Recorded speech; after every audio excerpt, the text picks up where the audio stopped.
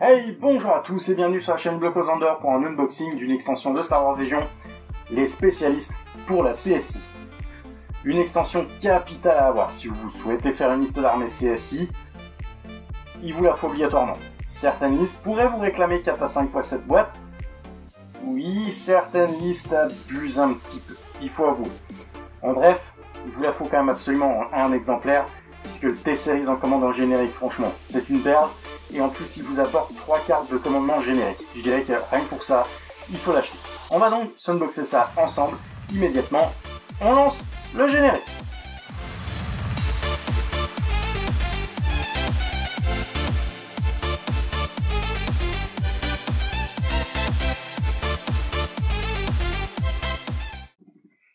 Allez, on va s'ouvrir donc cette boîte, une extension avec 4 figurines seulement, mais 4 figurines plutôt intéressantes.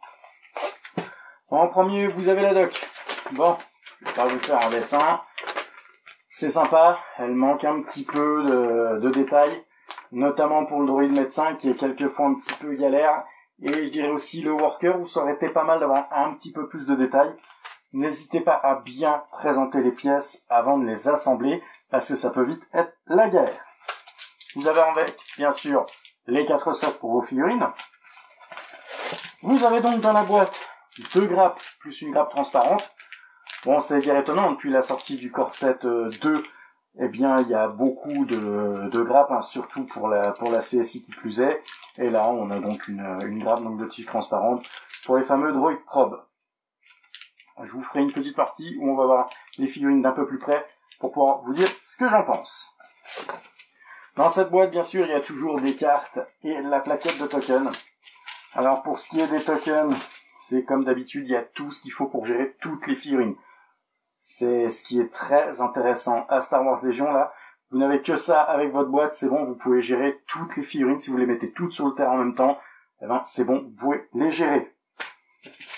Avec, il y a donc la carte de profil de commandant générique pour le T-Series. Les 3 cartes de commandement donc génériques. Alors des cartes, même si vous ne jouez pas le T-Series, attention, elles peuvent être jouées avec n'importe quel chef d'armée du moment que c'est un CSI, hein, pour le coup. Donc c'est pour ça que même si le T-Series ne vous intéresse pas spécialement, peut être intéressant d'avoir ces cartes-là. Ensuite, vous avez une pléthore de petites cartes options qu'on va voir plus en détail dans une autre partie. Passons donc aux figurines pour les voir d'un peu plus près et monter. Bon, elles sont plutôt belles. Bon, c'est vrai que le T-Series, il a quand même un look spécial, hein. On va pas dire qu'il est beau, il est beau aussi beau qu'il peut l'être. Le petit worker, j'aime bien, il est sympathique. La droïde sonde, bon bah voilà, c'est les droïdes sondes, digne héritière des droïdes probe au niveau du style. Y a rien à dire. Le médecin, il a plutôt un look à travailler chez Jabba en guise de tortionnaire, mais bon. Là où la critique se ferait, c'est quant à la fragilité dans le temps pour moi de ce médecin. Franchement, je le visualise pas vraiment comme une figurine de jeu qui risque facilement d'être maltraité et qui prend de la place en plus sur le terrain. Bon.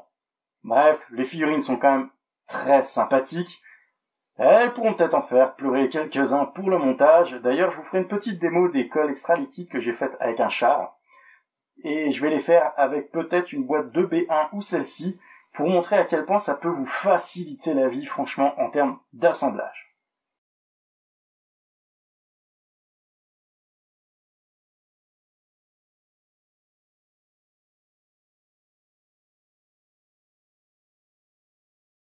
Allez, on va s'attaquer la partie où on va voir les cartes de cette extension. On va commencer par la carte de profil du droïde de T-Series qui permet donc de le jouer en tant que figurine de commandant de votre armée. Donc, droïde tactique de série T programmé pour la stratégie, 55 points. Vous avez une figurine qui vous sert donc de commandant.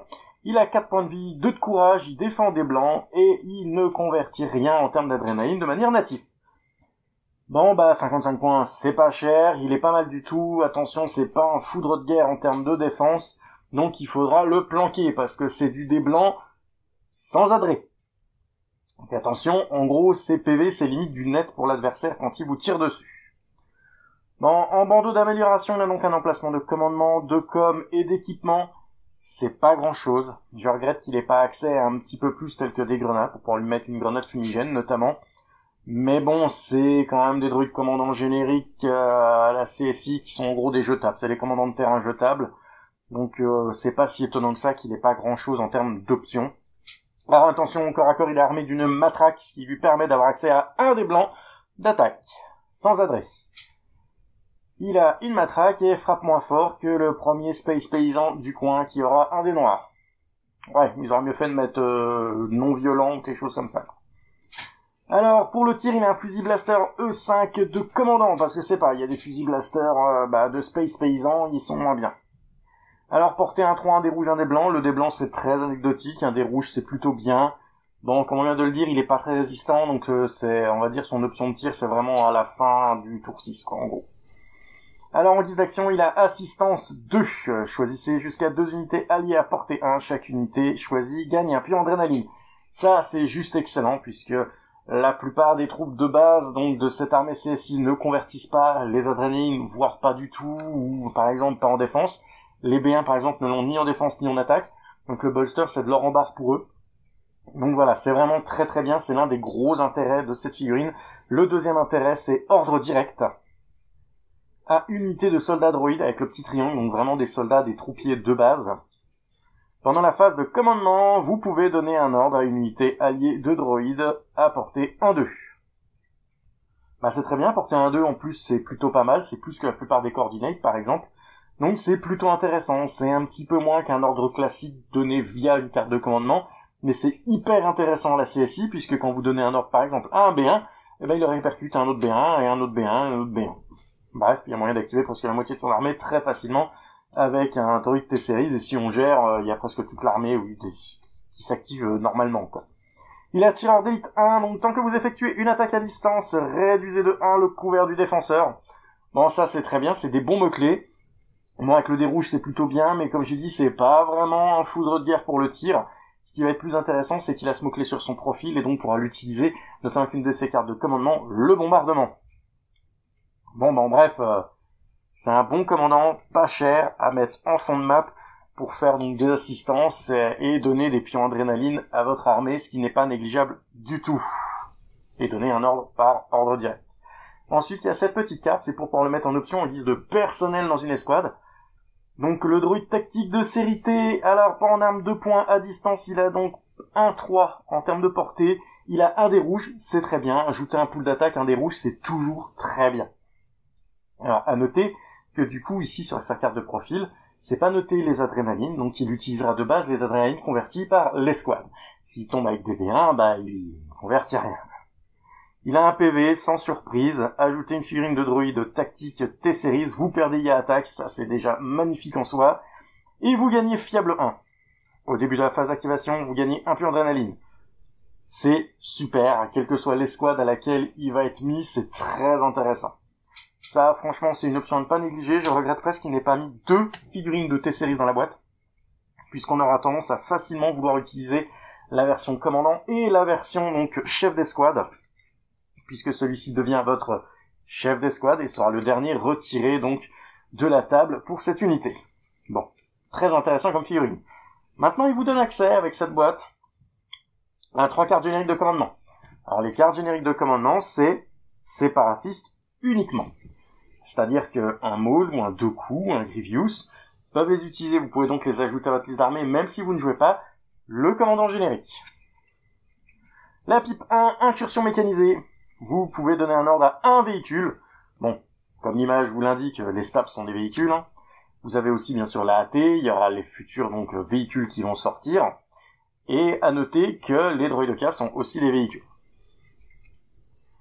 Après qu'une unité de véhicule allié ait reçu un ordre, choisissez une unité soldat droïde allié à portée 1-2, cette dernière, et vous lui donnez un ordre. Bon, bref, c'est une sorte de gros coordinate des familles que vous allez avoir avec ça, à portée 1-2, qui va vous permettre de transférer un ordre. Donc, par exemple, dans l'idéal, un B1, et le B1 va redonner l'ordre. Donc, c'est une pipe 1 qui active un véhicule, et en fait, si vous gérez, elle active automatiquement au moins une troupe à côté. Donc, une pipe 1 qui peut au minimum activer 2 troupes si vous la jouez correctement. Enfin, 2 troupes, 2 unités. Donc, elle est vraiment très intéressante. La deuxième, c'est la frappe orbitale. Une +2 qui active une seule unité. Donc, c'est soit un commandant, soit un soutien lourd. Bon, pour une pipe 2, c'est pas terrible de n'activer qu'une seule unité, mais bon, on est à la CSI, on sait qu'on a d'autres moyens d'activer tout le monde. Alors, une fois, pendant ce round, à la fin de l'activation d'unité de soldats droïdes commandant, donc une unité de soldats droïdes, ça peut être donc votre T-Series par exemple, mais ça peut aussi être une unité de B1 qui aurait été promue commandant parce que votre commandant est mort. Oui, c'est moche quand on arrive là, mais eux pourraient utiliser, puisque ce sont des unités de soldats droïdes qui ont été promus commandant par exemple, ou une unité de commandement des opérations, enfin commandant des opérations. Donc par exemple, l'espèce de larve dont on a arrêté, il peut l'utiliser puisqu'il est commandant des opérations. Elle peut effectuer une attaque en utilisant l'arme suivante, s'y attend pour une frappe, portée 4 à infini, classique pour une frappe orbitale, 2 dés rouges, 2 dés noirs, très bien en soin, c'est un bon pool de dés. Suppressif, personne n'aime la suppression, Unité d'efflexion, les porteurs de sabre n'aiment pas ça. Une bonne carte, c'est peut-être pas la meilleure de ce paquet d'extensions, c'est celle qui volera assez facilement, on va dire, pour une autre carte plus intéressante. La dernière, 5 sur 5 pour 3 puces, soit Roger, 3 soldats droïdes, c'est plutôt correct. Quand une unité reçoit un ordre via cette carte, elle gagne un pion esquive ou un pion adrénaline. Ça c'est très intéressant. Les esquives c'est bien, ça permet toujours d'esquiver une touche. Les pions adrénaline, c'est vraiment bien comme on l'a dit, pour pouvoir donc fiabiliser soit ses défenses, soit ses attaques. Pour la CS6 c'est très intéressant. Cette carte couplée par exemple avec un coup de bolster, avec une agressive tactique, vous allez vraiment pouvoir vous assurer un tour à pleine puissance en termes de vos jets de dés, et ça c'est très intéressant. Passons donc aux autres options. On a fait donc le T-Series en option plus tôt. Et il y a bien sûr d'autres personnages dans cette boîte. Le droïde médical série EV, celui qui a une sale tronche, qui a plutôt une tête à travailler chez Jabba en tant que tortionnaire. Ajouter une figurine de droïde médical série EV. Il a comme action gratuite traité 1, capacité 2. Placer un pion blessure sur cette carte pour retirer un pion blessure ou un pion poison. Ou restaurer une figurine d'une unité alliée de soldats non droïdes à portée 1 en ligne de vue, limitée à 2. Alors ça veut dire aussi que pour relever une figurine, il faut qu'elle soit morte ce tour-ci, pas le tour d'avant. Attention, c'est pas précisé sur la carte, mais attention. Cette figurine est non combattante. C'est 1m5, quoi. On s'y attend. En non combattant, il y a un petit côté négatif à ça. C'est que le non combattant, c'est celui qui est retiré en dernier avant le chef et après l'arme lourde. Donc c'est déconseillé de mettre un médecin, par exemple, dans une unité où il y a une arme lourde. Puisqu'en général, quand vous arrivez à la fin, vous avez un chef et un non combattant. Souvent, du coup, vite, parce que sinon vous auriez relevé l'arme lourde. Du coup, c'est très bof. Le droïde ouvrier de série PK. 1 point de vie, c'est vrai que je l'ai pas précisé pour le droïde. Donc, ajoutez une figurine tatati tatata. Vous gagnez l'action gratuite réparation 1, capacité 2. Placez un pion blessure sur cette carte pour retirer un pion blessure, ionique ou dégâts de véhicule, ou restaurer une figurine d'une unité alliée de droïdes ou de véhicules à portée 1 en ligne de vue, unité à 2 pions, non combattants. Bref, c'est la même sauce, mais pour les non-organiques. Le droïde sonde Vipère. 1 point de vie. Il a une arme portée 1-2, 2 dés blancs. Alors c'est une arme de poing à distance qui ne pourra, donc, tant que vous effectuez une attaque à distance, cette figurine ne peut utiliser que l'arme, donc, suivante, donc les 2 dés blancs, parce que oui, il a pas de bras, donc pas de blaster. Il gagne comme action. Donc votre unité gagne une action, qui est donc à faire dans son lot de 2 actions à faire par tour. Surveillance 2. Choisissez une unité ennemie à portée 1-3. En ligne de vue. Elle gagne 2 pions surveillance. Les pions de surveillance permettent d'avoir des relances de dés. Donc c'est plutôt intéressant parce qu'en fait c'est des relances de dés que vous attribuez à une unité adverse en fait. Donc quand vous allez tirer dessus, vous pourrez les utiliser quelle que soit l'unité qui va tirer de chez vous.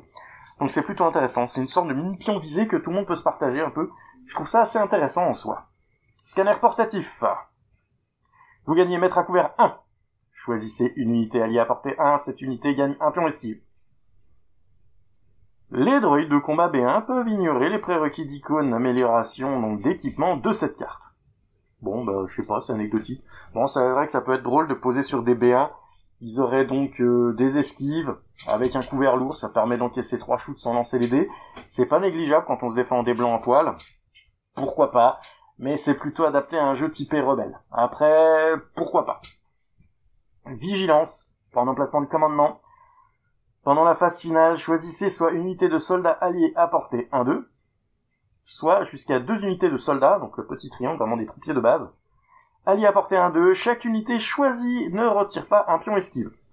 Bon bah ça permet de garder son pion esquive pour le tour d'après, ça peut être intéressant, mais encore une fois c'est plutôt combattable pour les rebelles, mais pourquoi pas, parce que des B1 qui se mettraient à tout esquiver, ouais, voilà, le pourquoi pas. Présence inspirante. Pour un emplacement de commandement encore, les unités alliées à portée 1-4 peuvent utiliser votre valeur de courage pour vérifier si elles sont paniquées. Cette portée peut être réduite par d'autres effets. Bah c'est plutôt intéressant, parce que du coup porter 1-4 pour pouvoir gérer donc la panique éventuelle, ça peut être intéressant. Voilà, à voir. Ordre improvisé, donc une carte qui date un peu pour le coup, qui revient. C'est une carte épuisable pour un emplacement de commandement. Après qu'un pion donc d'ordre a été pioché dans une réserve d'ordre alliée, piochez un second pion. Donc dans cette réserve, choisissez-en un à utiliser et remélangez l'autre dans sa réserve d'ordre. Si vous le faites, redressez cette carte pendant la phase finale. Donc cette carte s'incline dès que vous l'utilisez, mais à la phase finale, elle se restaure. Donc en fait, vous pourrez l'utiliser une fois par tour, tous les tours.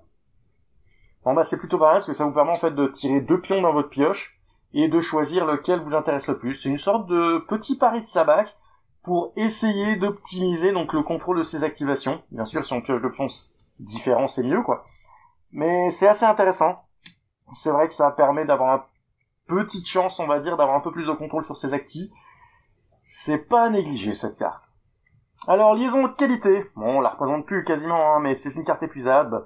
Pendant l'étape, donnez des ordres de la phase de commandement, donnez un ordre à vous-même. Bref, du bonheur en barre.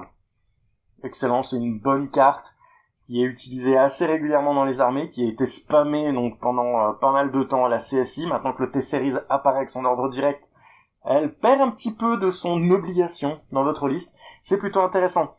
Donc voilà, franchement, cette boîte, je vous la recommande. Il vous en faut au moins une, peut-être 2, et suivant le style d'unité que vous voulez mettre. Par exemple, si vous voulez faire donc une B2 line, il vous en faudra 4 ou 5. Enfin, il vous en faut une par B2, quoi. Donc voilà, cette boîte, il va vous en falloir des gros stocks si vous voulez jouer CSI de cette manière. Je vous la recommande, achetez-en au moins une, ne vous posez pas de questions. Éventuellement 2, ça pourra toujours vous servir. Non, j'espère que cette vidéo vous a plu. N'hésitez pas à lâcher un petit pouce bleu, à lâcher l'abonnement aussi, ça fait toujours plaisir. Et je vous dis à la prochaine!